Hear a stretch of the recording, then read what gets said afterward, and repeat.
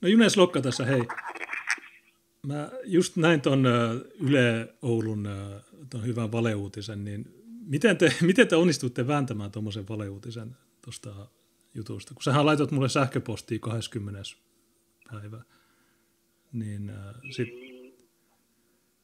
Minkä valeuutisen? No siis se, joka oli tuossa 18.21 Yle Pohjois-Suomi paikallisissa uutisissa, TV:ssä. No mikä siinä ei pidä paikkaansa? Se koko juttu.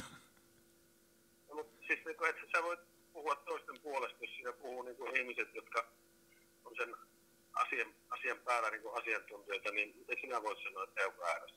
No mä olin itse siellä kokouksessa ja mä oon katsonut sen kokousvideon ja siinä, kato kun latekoe, sä tiedät latekokeen, niin se sanoo mulle Joo. siinä, että perkeleen vittu sikaa, sut pitää lopettaa. Niin sitten Yle sanoi, että mua epäillään laittomasta uhkauksesta. Niin en mä ole latekoe. Latekoe on se...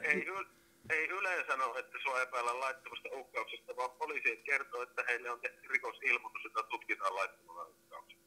Mut mitä mä sanoin siinä, että se olisi mulle sanotaan... Ei mitään kantaa, niin kuin, siis poliisi kertoo, että tämmöinen on olemassa tämmöinen rikosilmoitus, ja sitten siinä on tämä kuntaoikeuden professori, joka kertoo, että... Se oli täysin pihalla se tyyppi. Se tyyppi oli täysin pihalla, se Asko Uoti. En se tiennyt mistään mitään. Mutta siis hän nyt on kuntaoikeuden professori. No mitä sitten? Ja sitten siinä oli nämä hallintoakatemian ihmiset, jotka kertoo niin kuin oman näkemyksensä, samaten kuin hänenkin kertoo oman näkemyksensä sitä asiasta. Niin, se on sitä mieltä.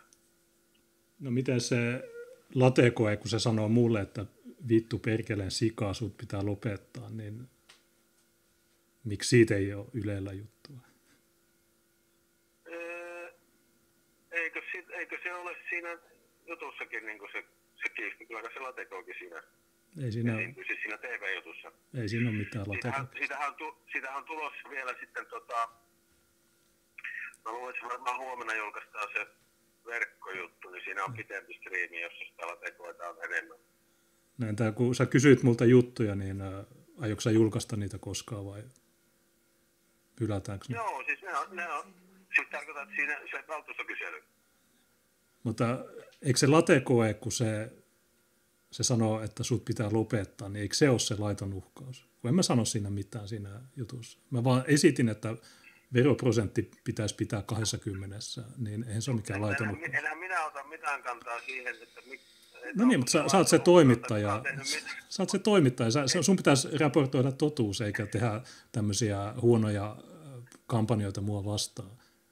Siis Ylehän kertoo vaan, että poliisi kertoo, että on tehty rikosilmoitus, jota tutkitaan laittomana uhkauksena, ja se rikosilmoitus on tehty sinusta. No, kuka sen on tehnyt ja mistä mun... Ei sitä kerrottu meille, kuka sen on tehnyt. No, kato, kun mä tänä aamuna sanoin tälle Hänniselle, ja mä oon sanonut sen jo aikaisemmin, että minä teen latekokeesta ja Satu Haapasesta rikosilmoituksen, koska latekoe on se, joka teki sen laittoman uhkauksen ja kunnianloukkauksen, ja Satu Haapanen loukkasi mua rasistiksi, niin jos mä teen niistä... Sunhan kannattaa tehdä niin. Rikosilmoitus. Mutta te ette silloin kerro, että niistä on tehty rikosilmoitus. Totta kai kerrotaan, jos se tulee meille tietoon, mutta kun ei poliisilla ollut kertoa muuta kuin tämä yksi rikosilmoitus tähän mennessä. Eihän voida kertoa niin kuin, muuta kuin mitä poliisi kertoo meille. Niin, mutta jos mä teen, niin ei ne kerro sitä teille, ja vaikka ne kertoisi, niin te ette raportoisi siitä. Näin se menee. Kyllä me kerrotaan. Jos sinä teet rikosilmoituksen, niin kerro meille, että kerro mulle, että teen sen rikosilmoituksen, me tarkistetaan poliisilta, ja se kerrotaan tietenkin. No, mun kokemuksen mukaan Yle ei koskaan kerro mitään totuuksia, vaan se on aina tämmöistä vääristelyä. Kyllä me kerrotaan ihan oikeasti. Jos sä teet rikosilmoituksen, niin kyllä se kerrotaan. No, en mä oikein usko teihin. Mä oon nähnyt niin paljon teidän valehtelua, että en mä usko teidän juttuihin ollenkaan. Mutta se oli ihan hauska, oikeasti oli ihan hemmetin hauska valeuutinen. No mutta kokeile kuitenkin, että jos sä teet sen rikosilmoituksen, niin kerro, kyllä me kerrotaan. Mutta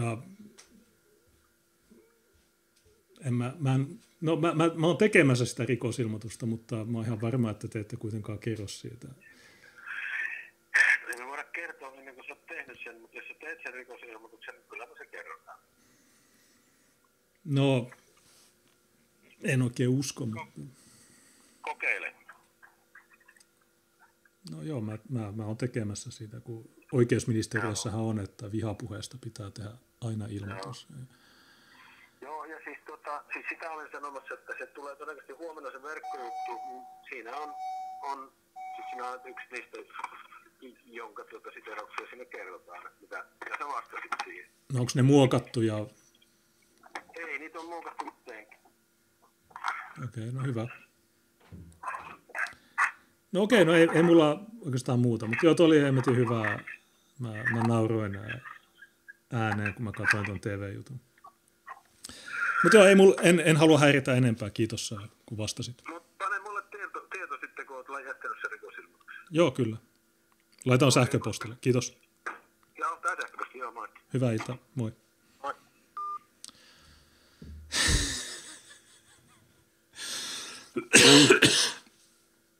Ihan eeppistä. Tuo väittää, että tuo ei ollut kampanja mua vastaan. Kuka tahansa näkee, että mistä tuossa on kyse, mutta ihan miten vaan.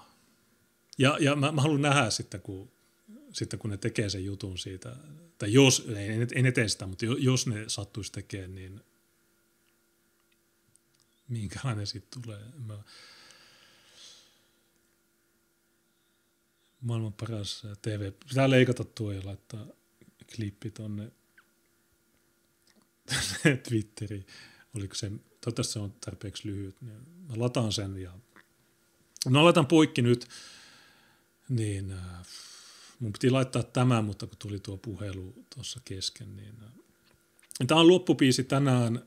Huomenna VPFM. Yritetään aloittaa kello 6.